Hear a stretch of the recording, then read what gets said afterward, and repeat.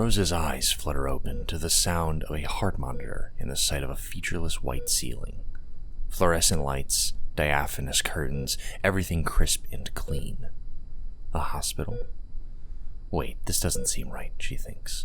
When she closed her eyes, she was dramatically lingering about her bedroom at home. She had just taken a handful of pills and said goodbye to... John! She shoots up in bed, tugging the IV taped under her elbow. Kanaya is sitting at her bedside, hemming a sundress. She thins her lips and gives Rose a half-lidded look. John, I see. Is there something I should know? This is the sort of joke that would have gone over better if it had not been made at this exact moment. With all the distance between them lately, Kanaya's jab lands like a rock plunging into a stagnant pond. Instinctively, Rose raises her hand to her forehead, but there's no pain there. Her head is the clearest it's been in months. Kanaya? What happened? Kanaya throws her sewing project aside and sweeps in close, wrapping a cool palm around Rose's arm. Her voice quakes, but retains most of its porcelain decorum. I came home and found you passed out in front of the load gaper. Your skin was freezing and you were barely breathing. Oh. The doctor said that your heart rate dropped below 30 beats per minute, which, as I understand, is somewhat dire. I see. How are you feeling? Rose considers this for a very long time, eyes fixed on the window at the other end of the room. The night is dying behind the thin, pale curtain. She can barely see the moon. I feel... She looks back to Kanaya, eyes wide and bright. Kanaya, I feel... fine. It's been such a long time since she's felt anywhere in the same ballpark as fine, but it's almost an out-of-body experience to say the word. She feels giddy. No headaches? No headaches, no visions, nothing at all. Wait. Is John okay? Where is he? Did he leave? Leave? Oh no, John's fine. He didn't go anywhere, except I suppose to leave his house for once. Multiple days in a row, even. Rose shuts her eyes and takes a deep breath. For some reason, she's never felt so relieved in her life. She thinks about what she was about to send John off to do and her feelings of grim urgency surrounding the matter. And yet, for the life of her, she can't bring herself to care about whatever it was she felt so direly important about his decision. All that matters to her now is that he's safe, in good health, and spending time with those he cares about. And apparently, due to a perfectly inexplicable turn of events, so is she. The door to the room creaks open, and in slips a smiling Carapacian in blue scrubs. Rose listens to Kanaya ask fretful questions about her condition. The nurse responds by tapping her clipboard in a musical rhythm. Rose opens her eyes. She stares at the knob of her wrist and frowns. She's not sure why this sensation should be concerning. It's not like her memory is slipping away. She remembers the conversation she had with John this morning quite clearly, as she does the previous years of declining health and troubled obsessive thoughts about canon, dissipation, and other such abstractions. What's slipping away instead is the feeling that any of it mattered at all.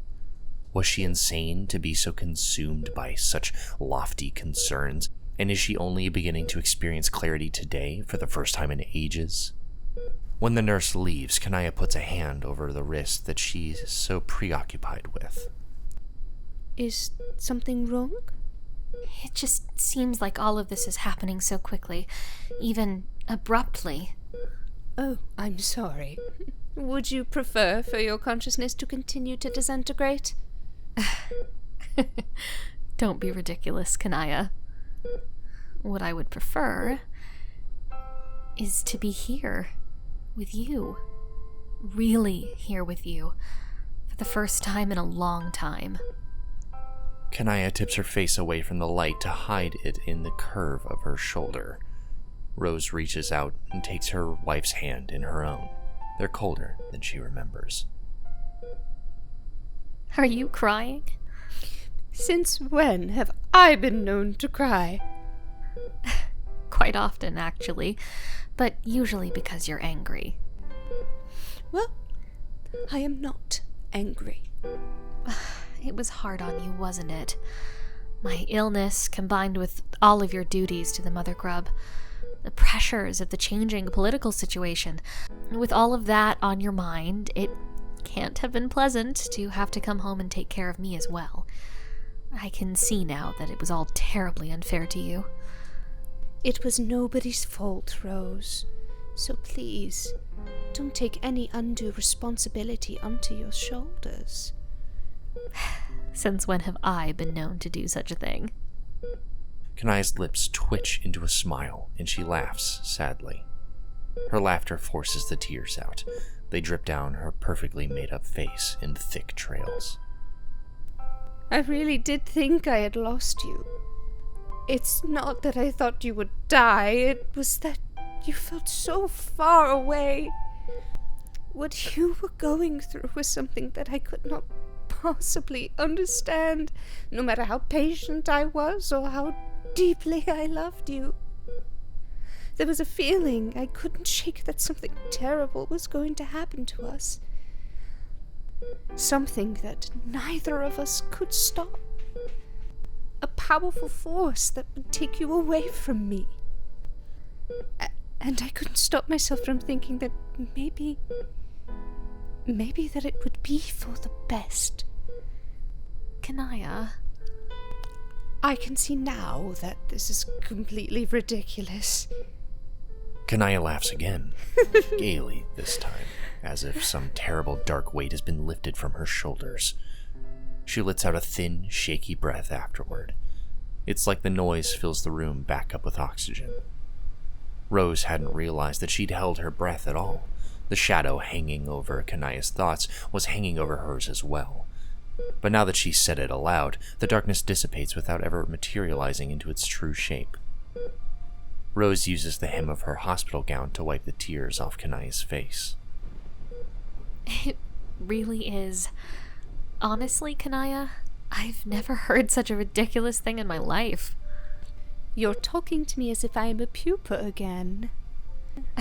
I'm sorry. No, do not apologize.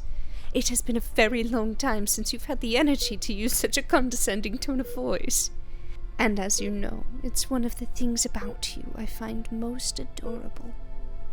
I can imagine how adorable I've been, drifting around the house like a sweaty, drugged-up ghost. While you know how I feel about the careless imbibing of human intoxicants, you are still very adorable. Not to be tried, but there is nothing that could make you not beautiful to me.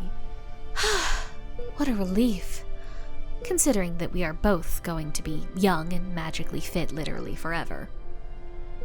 Kanaya presses a snotty, uncharacteristically imperfect kiss to the back of Rose's hand, right beneath where she wears her wedding ring. If you would have me forever. Who else?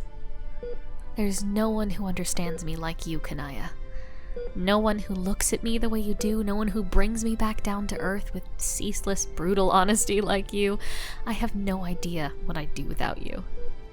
You would probably do just fine. Yes, but I'd be very unhappy. They smile at each other as the first rays of the sunrise peek through the blinds.